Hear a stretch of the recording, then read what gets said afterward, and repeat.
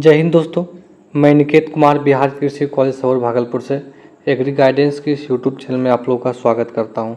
तो आज की इस वीडियो में हम लोग बात करेंगे सॉइल साइंस का, जिसमें हम लोग बात करेंगे सॉइल क्या है, सॉइल साइंस के अलग अलग ब्रांच क्या है, रॉक क्या है और अलग अलग टाइप के जो रॉक होते हैं जो कि और इस टॉपिक से बीसीसी के एग्ज़ाम में बहुत सारे क्वेश्चन पूछे जाते हैं।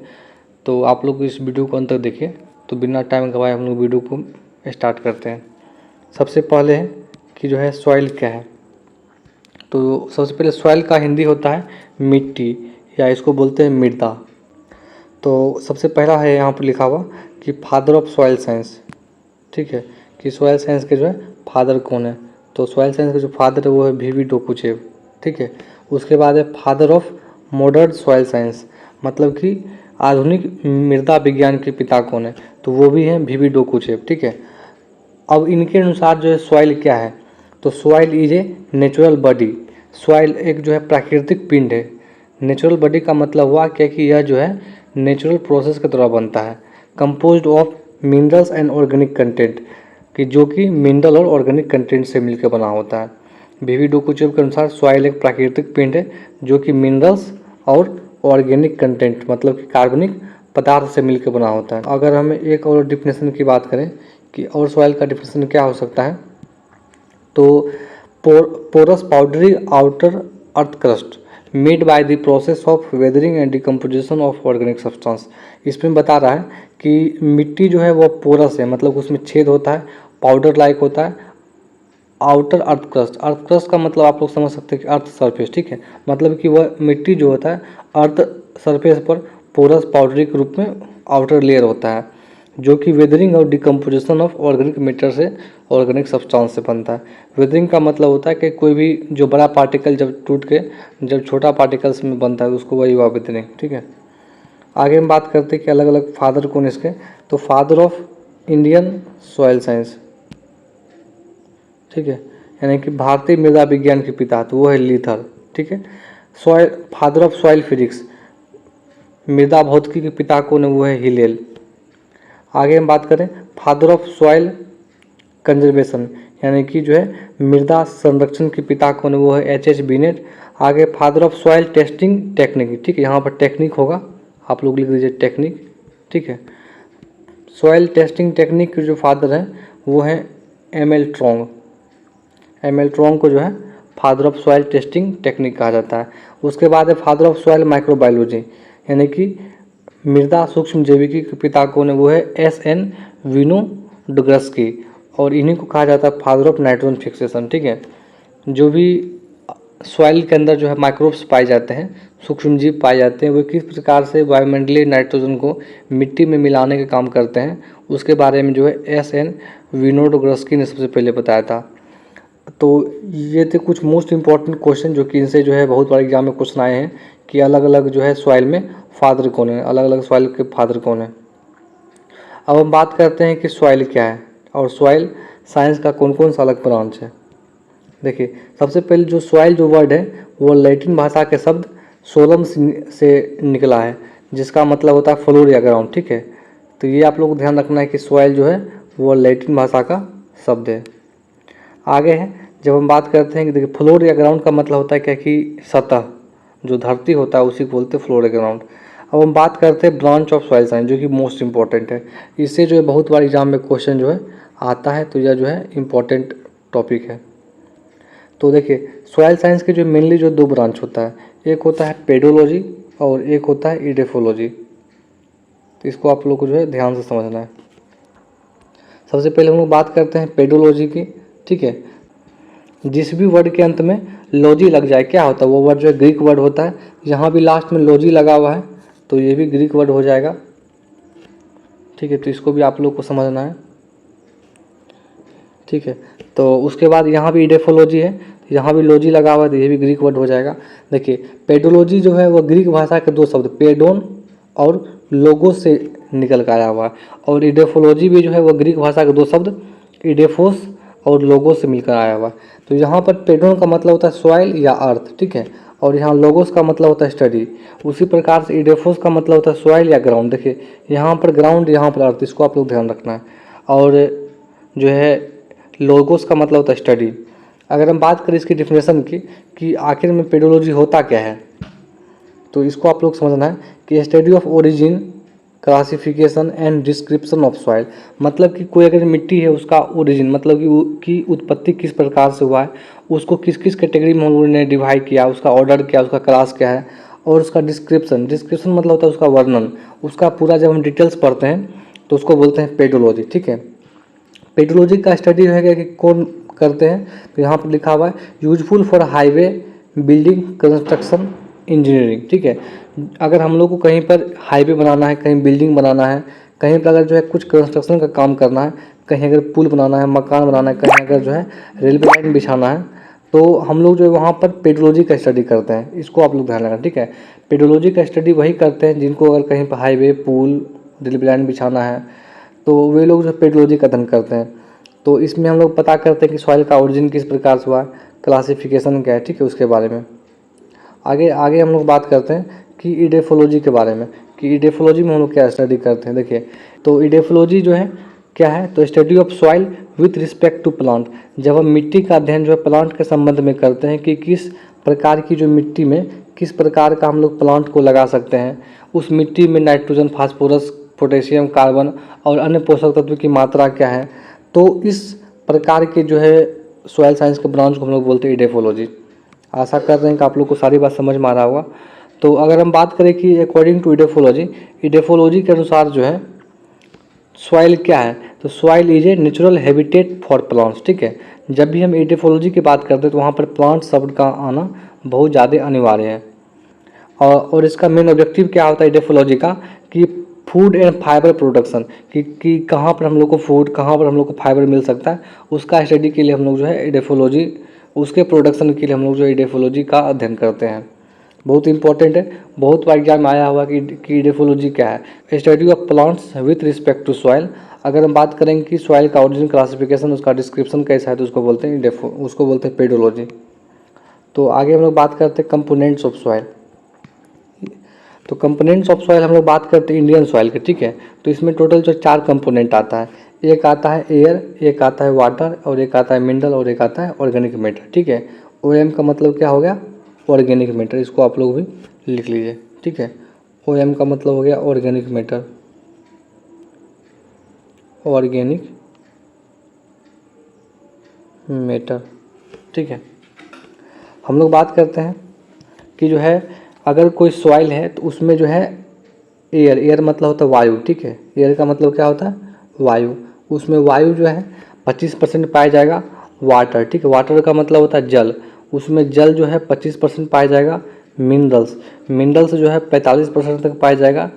और ऑर्गेनिक मैटर, ठीक है, इसमें जो है 5% तक ऑर्गेनिक मैटर पाया जाता है। इस कारण से जो है जो भी साइंटिस्ट होते हैं, जो कृषि वैज्ञानिक होते हैं, वे फार्मर को एडवाइस देते हैं कि आप लोग ऑर्गेनिक कार्बन यानी कि ऑर्गेनिक मैटर का अधिक से अधिक उपयोग करें। अब है कि ऑर्गेनिक मैटर का सोर्स क्या है, तो 10% ऑर्गेनिज्म से, 10% रूट से, और 90% ह्यूमस से। ठीक है, इसका मतलब क्या हुआ, यहाँ 80 हो जाएगा। ठीक है, यानी कि मिट्टी में बहुत सारे ऑर्गेनिज्म, जैसे कि जो है बहुत सारे सूक्ष्म जीव, जैसे कि बैक्टीरिया, फंजाई, प्रोटोजोआ, एक्टिनोमाइसिस। ठीक है, और प्लांट के रूट, जैसे कि जो है कि प्लांट के रूट का जब डिकम्पोज होता है तो जब वह अपघटित होता है तो वह जो मिट्टी मिल जाता है। ह्यूमस का मतलब हुआ क्या, जैसे कि कोई यहाँ पेड़ है, ठीक है, पेड़ का पत्ता जब सॉइल सरफेस पर गिरता है तो कुछ समय बाद वह जो अपघटित मतलब कि डिकम्पोज होने लगता है, तो वह जो ह्यूमस में बदल जाता है। तो ये सब ऑर्गेनिक मैटर के सोर्स है। तो इससे क्वेश्चन बहुत बार एग्जाम में आता है कि सॉइल में जो है मिट्टी के, सॉइल में वाटर कितना होता है, एयर कितना होता है। इस कंपोनेंट को आप लोग को याद रखना, बहुत इंपॉर्टेंट कंपोनेंट है। आगे हम बात करते हैं अर्थ क्रस्ट। अर्थ क्रस्ट का मतलब होता है अर्थ सरफेस। ठीक है, अर्थ क्रस्ट को ही बोलते हैं क्या, अर्थ सरफेस। देखिए, आज जो हम मिट्टी देख रहे हैं वो मिट्टी कैसे बना है, तो मिट्टी बनता है चट्टान से। ठीक है, चट्टान इंग्लिश में बोलते हैं रॉक्स। रॉक्स में क्या होता है, पाया जाता है मिनरल्स, मिनरल्स मतलब खनिज। ठीक है, मिनरल्स किससे बनता है, तो मिनरल्स बनता है एलिमेंट से, मतलब कि तत्व से। ठीक है, तो स्मॉलेस्ट यूनिट क्या है अर्थ क्रस्ट का, वो है एलिमेंट। ठीक है, तो यहाँ पर वही लिखा हुआ है कि दो या दो से अधिक एलिमेंट के मिलने से क्या बनता है, मिनरल। दो या दो से अधिक मिनरल्स के मिलने से बनता है रॉक्स, ठीक है। रॉक्स का जब वेदरिंग होता है तो उसमें उसी से बनता है सॉइल, और सॉइल में मिनरल्स और एलिमेंट दोनों पाया जाता है। वेदरिंग का मतलब हुआ कि कोई भी जो बड़ा पार्टिकल होता है उसको टूट के छोटे छोटे पार्टिकल में बंटना। तो आगे हम बात करते हैं कि जो है रॉक किस प्रकार से बनता है। देखिए, लोअर अर्थ क्रस्ट में मोल्टेन मैग्मा रहता है, और जब वह ज्वालामुखी के रूप में फटता है तो एटमॉस्फेयर के संपर्क में आने के बाद कूल यानी कि ठंडा हो जाता है और रॉक बन जाता है। जैसे कि हम मान लेते हैं कि यह हमारे पास जो है अर्थ सरफेस है, ठीक है। यहाँ पर क्या होता है कि धरती में जो भी मिनरल्स और एलिमेंट पाए जाते हैं तो वह पिघले पदार्थ के रूप में धरती के नीचे पाए जाते हैं, जिसे मोल्टेन मैग्मा कहते हैं। मान लेते हैं क्या कि यहाँ पर जो भी है एलिमेंट्स और मिनरल्स वो पिघले पदार्थ के रूप में यानी कि मोल्टेन मैग्मा के रूप में, ठीक है, मोल्टेन मैग्मा। तो जब वो मोल्टेन मैग्मा के रूप में रहता है तो जब वो फटता है तो क्या, तो वो धरती के बाहर आ जाएगा, ठीक है। तो और क्या होता है, यहाँ पर धरती के बाहर में क्या एटमॉस्फेयर है, तो एटमॉस्फेयर के संपर्क में आने के बाद वह कूल मतलब कि ठंडा हो जाता है, और ठंडा होने के बाद वह क्या है, हार्ड बन जाता है, वह सॉलिड स्टेट में आ जाता है। इसको वो क्या हम लोग चट्टान बोलते हैं। तो इस प्रकार से जो है चट्टान का निर्माण होता है। आगे हम बात करते हैं animal elements in earth crust, यानी कि जो है पृथ्वी का जो अर्थ सरफेस है, ठीक है, उसमें कौन कौन से जो है एलिमेंट्स मतलब कि तत्व पाए जाते हैं। अगर हम बात करें मेजर एलिमेंट्स की तो वो है 8, ठीक है, 8 मेजर एलिमेंट्स पाए जाते हैं, जिसको हम लोगों ने जो दो भाग में डिवाइड किया है, एक है नन मेटालिक और एक है मेटालिक। नन मेटालिक मतलब होता है अधातु, ठीक है, और मेटालिक मतलब क्या होता है, धातु। आगे हम बात करते हैं कि जो है नन मेटालिक में कौन कौन से एलिमेंट पाए जाते हैं और मेटालिक में जो है कौन कौन से एलिमेंट पाए जाते हैं। नन मेटालिक में जो फर्स्ट एलिमेंट है वो है ऑक्सीजन, उसके बाद है सिलिका। ऑक्सीजन कितना पाया जाता है, 46.6%। सिलिका कितना पाया जाता है, 27.7%।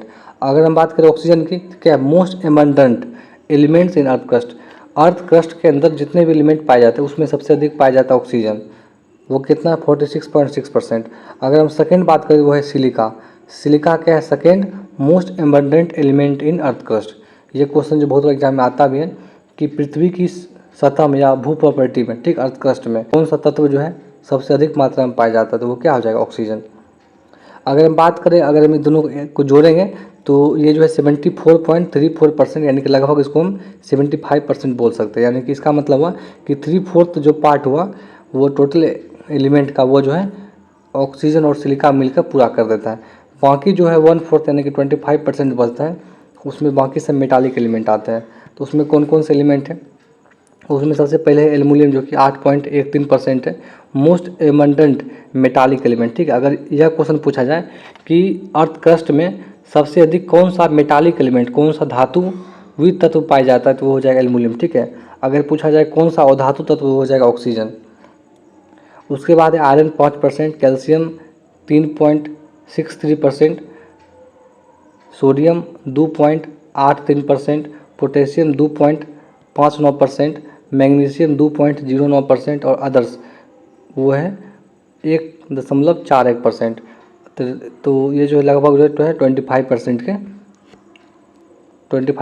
आसपास ये हो जाता है। आगे हम बात करते हैं रॉक्स की, यानी कि रॉक्स का मतलब क्या होता है, चट्टान। हम लोगों ने भी बात किया कि जो है चट्टान किस प्रकार से बनता है, कि धरती के नीचे जो मोल्टेन मैग्मा होता है वह जब फटता है तो वो धरती के अर्थ के सरफेस पर आ जाता है, वहाँ पर एटमॉस्फेयर के संपर्क में आने के बाद वह जो हार्ड हो जाता है, कूल होने के बाद हार्ड हो जाता है, उसको बोलते हैं रॉक बोलते हैं। आगे वही बात करेंगे, रॉक के स्टडी को क्या बोलते हैं, पेट्रोलॉजी, ठीक है। यहाँ पे देखिए लास्ट में लॉजी लगा हुआ, लॉजी का मतलब है ग्रीक वर्ड, तो ग्रीक भाषा के साथ पेट्रा से निकल का है, जिसका मतलब होता है रॉक्स, मतलब चट्टान। देखिए एलिमेंट्स के मिलने से क्या बनता है, मिनरल्स के मिलने से क्या बनता है, रॉक्स, ठीक है। तो एलिमेंट्स क्या होता है, सॉलिड फॉर्म में होता है, इसलिए रॉक्स भी क्या होता है, वो सॉलिड फॉर्म होता है। देखिए रॉक्स मतलब चट्टान जो हुआ तो वो बनता है किससे, मोल्टेन मैग्मा के सॉलिडिफिकेशन से, यानी कि अर्थ के नीचे जो लिक्विड के रूप में जो एलिमेंट्स मिनरल्स पाए जाते हैं वो जब धरती पर आकर जब सॉलिड फॉर्म में आ जाता है तो उससे जो चट्टान बनता है। अगर हम रॉक्स के एक डिफिनेशन की बात करें तो इसका डिफिनेशन क्या हो सकता है, इसका डेफिनेशन यह हो सकता है कि naturally occurring hard mass of minerals matter, यानी कि यह जो है प्राकृतिक रूप से एक हार्ड है मिनरल मैटर का, formed by the solidification of molten magma. यह बनता है मोल्टेन मैग्मा के सॉलिड बन जाने से, जिसमें जो है डिफरेंट टाइप के मिनरल्स पाए जाते हैं। आगे हम बात करते हैं on the basis of mineral. Mineral के बेसिस पर जो है रॉक्स कितने प्रकार के होते हैं। तो मिनरल्स के बेसिस पर रॉक दो प्रकार के होते हैं, एक होता है मोनो मिनरेलिक रॉक और एक होता है मल्टी मिनरेलिक रॉक। ठीक है, मोनो मिनरेलिक रॉक का एग्जांपल है, इसमें क्या होता है कि जो है सिंगल मिनरल डोमिनेंट होता है, मतलब इसमें जो कोई एक ही मिनरल मुख्य रूप से पाया जाएगा। इसका एग्जांपल है डोल। ठीक है, डोल का मतलब डी का मतलब डोलोमाइट, ओ का मतलब ओलिवाइन और एल का मतलब लाइमस्टोन। अगर हम बात करें मल्टी मिनरेलिक रॉक का, तो मल्टी मिनरेलिक रॉक का मतलब होता है कि जिसमें एक से अधिक जो मिनरल पाए जाते हैं। इसमें आता है, ठीक है, जी का मतलब ग्रेनाइट, बी का मतलब बेसाल्ट। इसको आप लोग को ध्यान रखना है। आगे हम बात करें on the basis of formation. ठीक है, चट्टान किस प्रकार से फॉर्म, किस प्रकार से बन रहा है, उसके बेसिस पर जो है चट्टान 3 प्रकार के होते हैं, जो कि मोस्ट इंपॉर्टेंट हम लोग को यही पढ़ना है। एक है इग्नियस रॉक, सेकेंड है सेडिमेंट्री रॉक और थर्ड है मेटामॉर्फिक रॉक। ठीक है, इग्नियस रॉक का मतलब होता है अवसादी, ये आग्नेय चट्टान। सेडिमेंट्री रॉक का मतलब होता है परतदार चट्टान और मेटामॉर्फिक रॉक का मतलब होता है कायांतरित या रूपांतरित चट्टान। देखिए क्या होता है, क्योंकि इग्नियस रॉक जो होता है वो सबसे पहले बनता है, इस कारण से इसको बोलते हैं फर्स्ट फॉर्मिंग रॉक, और इसी को बोलते हैं प्राइमरी रॉक, चूँकि ये सबसे पुराना रॉक है इस कारण से इसको बोलते हैं ओल्डेस्ट रॉक। ठीक है, और अब क्या होता है ना कि इग्नियस रॉक से ही बनता है सेडिमेंट्री रॉक्स। ठीक है, इस कारण से इसको बोलते हैं सेकेंडरी रॉक बोलते हैं। अब क्या होता है कि मेटामॉर्फिक रॉक जो है वो इग्नियस रॉक से भी बनेगा। ठीक है, और यह क्या होता है कि जो है सेडिमेंट्री रॉक से भी बनता है, इसको आप लोग, ठीक है। तो मेटामॉर्फिज्म मतलब, मेटामॉर्फिज्म का मतलब तो रूप का चेंज होना। जब जो है इग्नियस रॉक या सेडिमेंट्री रॉक पर जब हाई प्रेशर वाटर टेम्परेचर पड़ता है तो वह जो है मेटामॉर्फिक रॉक में कन्वर्ट हो जाता है। ये सभी जितने भी क्वेश्चन लिखे हुए हैं, ये सभी क्वेश्चन एग्जाम में आते हैं कि ओल्डेस्ट रॉक कौन है, प्राइमरी रॉक कौन है, इसको आप लोगों को ध्यान रखना है। आगे बात करते हैं हम लोग इग्नियस रॉक के बारे में। देखिए इग्नियस रॉक का जब हम बात करते हैं तो इग्नियस एक लैटिन भाषा का शब्द इग्निस से आया हुआ है, जिसका मतलब फायर मतलब आग। ठीक है, यानी कि इग्नियस रॉक जो वो आग से बनता है। Igneous rock is made by solidification of molten magma. ठीक है, इग्नियस रॉक कैसे बनता है, मोल्टेन मैग्मा जब सॉलिडिफिकेशन यानी कि जब सॉलिड रूप में आ जाता है तो उससे इग्नियस रॉक बनता है। और इग्नियस रॉक को क्या बोलते हैं, प्राइमरी रॉक बोलते हैं, ओल्डेस्ट रॉक बोलते हैं और फर्स्ट फॉर्मिंग रॉक बोलते हैं। अब हम बात करते हैं कि किस प्रकार से होता है। ठीक है, जैसे कि मान लेते हैं कि यह अर्थ सरफेस है। ठीक है, यह जो है अर्थ सरफेस है, यहाँ पर जो है मोल्टेन मैग्मा का मतलब होता है कि जब अर्थ सरफेस के नीचे क्या होता है, मिनरल्स जो है वो लिक्विड फॉर्म में पाए जाते हैं, जिसे मोल्टेन मैग्मा कहते हैं। तो यह बहुत गर्म होता है, तो जब यह क्या होता है क्या कि धरती के बाहर जब निकल जाता है फूट के, ठीक है, तो वो क्या होता है डायरेक्ट कॉन्टैक्ट विद एटमॉस्फेयर, वायुमंडल के जो संपर्क में आता है, और क्या होता है कि वह बहुत जल्दी ठंडा हो जाता है। तो चूँकि ये धरती के बाहर निकल गया, इस कारण से इसको बोलते हैं एक्सट्रूसिव रॉक या इसी को बोलते हैं वॉल्कोनिक रॉक। ठीक है, जो बाहर निकल गया उसको बोलते हैं एक्सट्रूसिव रॉक। ठीक है, अब क्या होगा कि अगर वो बाहर नहीं निकल पाया, मतलब कि धरती के नीचे ही रह गया, तो वहाँ फिर वह क्या कि ठंडा होगा, तो बिलो दी अर्थ सरफेस वह कूल स्लोली, मतलब ठंडा होगा लेकिन बहुत धीरे धीरे ठंडा होगा। और इस प्रकार के रॉक जो बनता है उसको बोलते हैं इंट्रूसिव रॉक या प्लूटोनिक रॉक। ठीक, इसको भी आप लोग को ध्यान रखना, और इसी को बोलते हैं क्रिस्टलाइन रॉक। अब क्या होता है ना, अगर कोई भी चीज़ जो है डायरेक्ट एटमॉस्फेयर के संपर्क में आएगा तो वो जो है तेज़ी से ठंडा होगा, तो उसका जो है ना, उसका जो है अपीयरेंस जो होगा वो ग्लासी अपीयरेंस, मतलब कि जो है शीशा के जो है तरह एकदम जो है कि आर पार उसको हम देख सकते हैं। लेकिन जो स्लोली ठंडा होता है उसका जो होता है ना, उसका जो अपीयरेंस होता है वो क्रिस्टल के रूप में उसका अपीयरेंस होता है। इसको भी आप लोगों को ध्यान रखना है।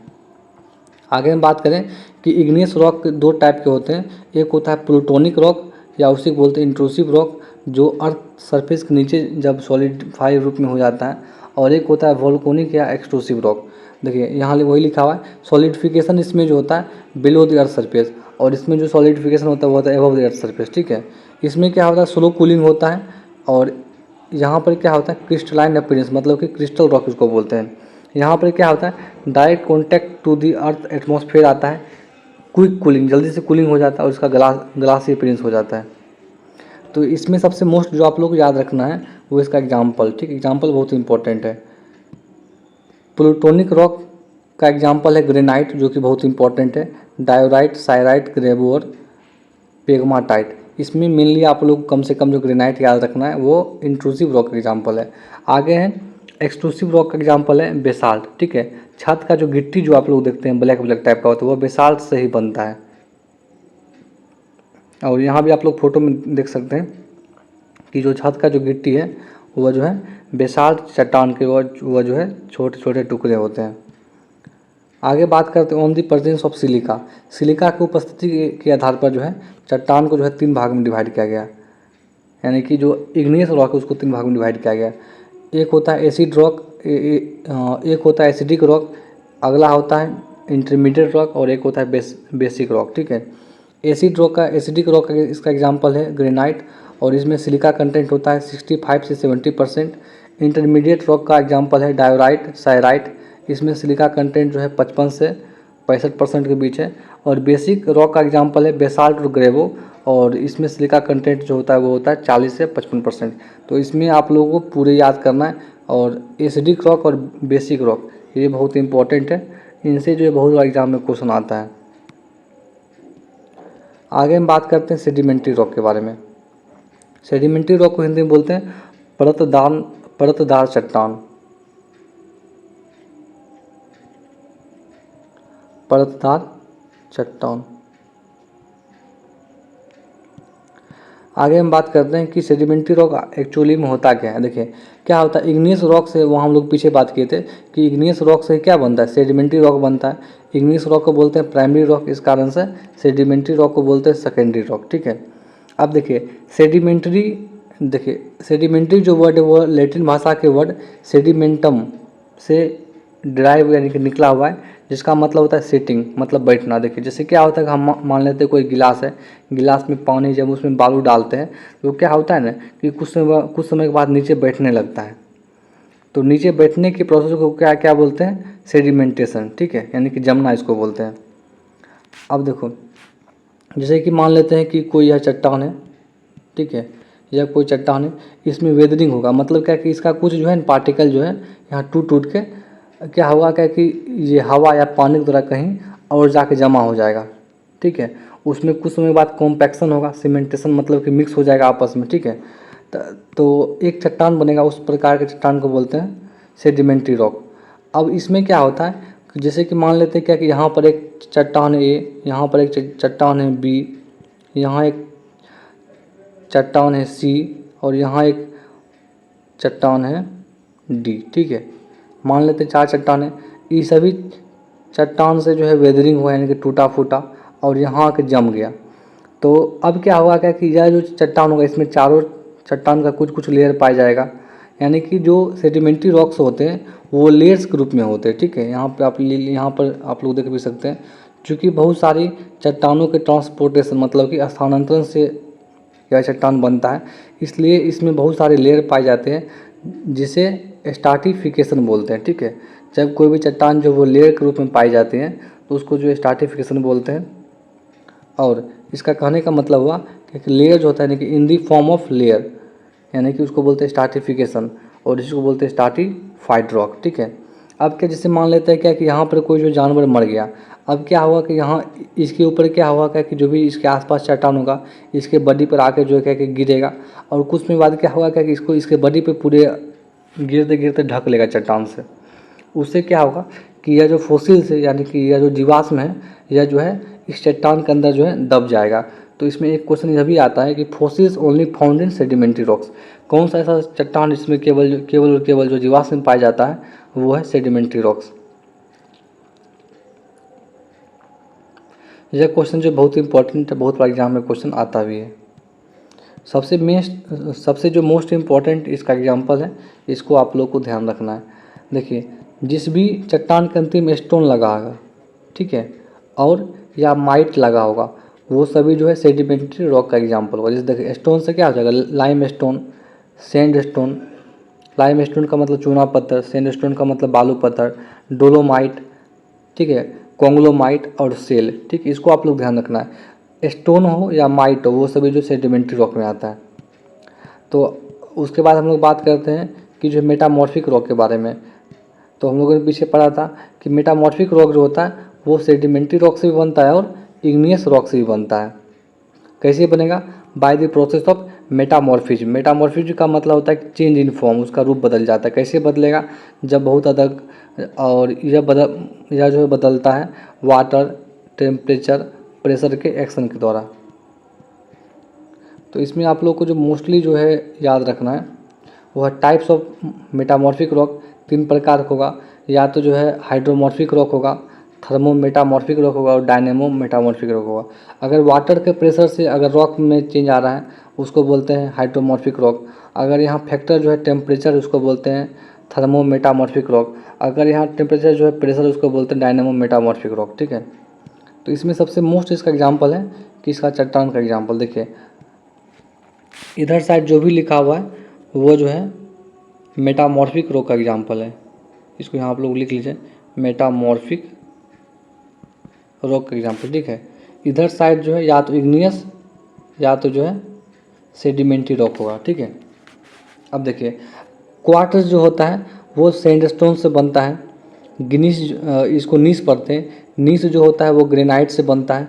मार्बल जो होता है वो लाइमस्टोन से बनता है। और स्लेट जो होता है वो सेल से बनता है। जैसे कि हम लोगों ने पीछे बात किया था कि इसमें स्टोन लगा हुआ है तो यह सेडिमेंट्री रॉक हो जाएगा। इसमें भी स्टोन लगा हुआ है तो यह भी सेडिमेंट्री रॉक हो जाएगा।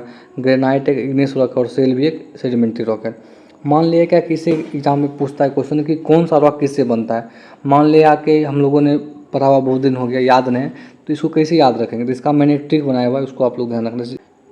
जैसे कि अगर एग्जाम में आ जाए कि जो है क्वार्ट्ज किससे बना हुआ है, ठीक है, तो इसको आप लोग ध्यान रखना।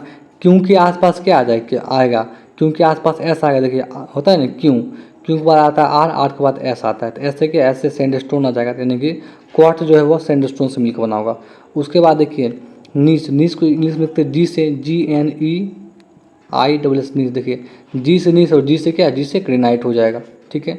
उसके बाद है मार्बल। देखिए एम के आसपास क्या आएगा, एम के आसपास एल आएगा। होता है ना कि एल के बाद एम आता है, एम के आसपास एल आ जाएगा, यानी कि मार्बल जो वो लाइमस्टोन से मिलकर बना होगा। और एस से स्लेट और एस से सेल, ठीक है। इस प्रकार से आप लोग याद कर सकते हैं कि क्यों के आसपास एस आएगा, जी का जो है जी वाला होगा, एम के आसपास एल आएगा और एस का जो एस वाला होगा, ठीक। इस प्रकार से कुछ आप लोग जो ट्रिक बना कर याद कर सकते हैं। तो इस वीडियो में इतना ही। अगर आप लोग को यह वीडियो अगर अच्छा लगा होगा तो इस वीडियो को लाइक कर दीजिए और अपने दोस्तों को भी इस वीडियो को शेयर कर दीजिए। और हम लोग आगे बात करेंगे कि कुछ और मोस्ट इंपॉर्टेंट सॉइल साइंस के टॉपिक के। तो इस वीडियो में इतना ही। वीडियो को देखने के लिए बहुत बहुत धन्यवाद।